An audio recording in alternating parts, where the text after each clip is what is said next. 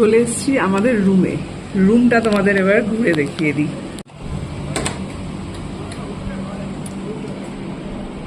এই হচ্ছে রুমটা। তো এখান দিয়ে এসে দেখতেই পাচ্ছ এখানে একটা বড় টিভি আছে, তার তলায় একটা শোকেস মতো করা আছে, এখানে জিনিসপত্র সব রাখার জন্য। আর এখানে আছে দেখো কেটলি আছে। তো যেটা বলছিলাম, এখানে ইলেকট্রিক কেটল, চা আর কাপ ঠাপ এগুলো সব দেওয়া আছে। এইদিকে একটা ব্যালকনি আছে, সেটা পরে দেখাচ্ছি। এইটা দেখিয়ে দিই, এইদিকে হচ্ছে ওয়াশরুম। ওয়াশরুমটাও কিন্তু বেশ ভালো, বড় সড়ো। এই যে দেখতেই পাচ্ছ তোমরা, এই হচ্ছে ওয়াশরুম। এখানে একটা হেয়ার ড্রায়ারও আছে। আর এই হচ্ছে অনেকটা বড় ওয়াশরুম, অনেকটা। তারপর এইদিকে আছে একটা কাবার্ড দিয়েছে, এখানে জিনিসপত্র রাখার জন্য, আমরা যেমন আমাদের ব্যাগ রেখেছি। এবং এখানে তোমাদের ব্ল্যাঙ্কেট ফ্ল্যাঙ্কেট এগুলো সব দেওয়া আছে ঠান্ডার জন্য। এসি তো অবশ্যই আছে, কারণ গরমকালে এসি ছাড়া তো হবে না।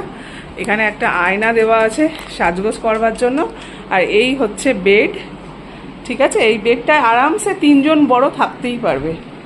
এই হচ্ছে বেড, এটা 3 জন থাকাই যায়।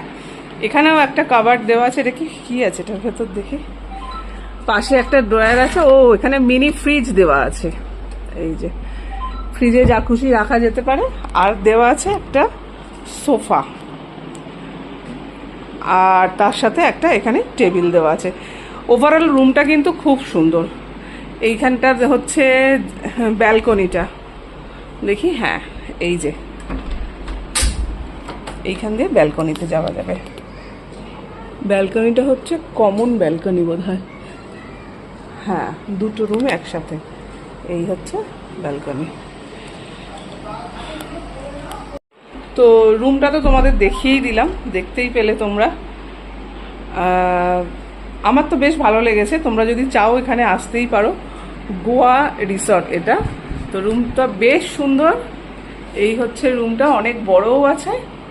তো চলো আবার পরে আসছি।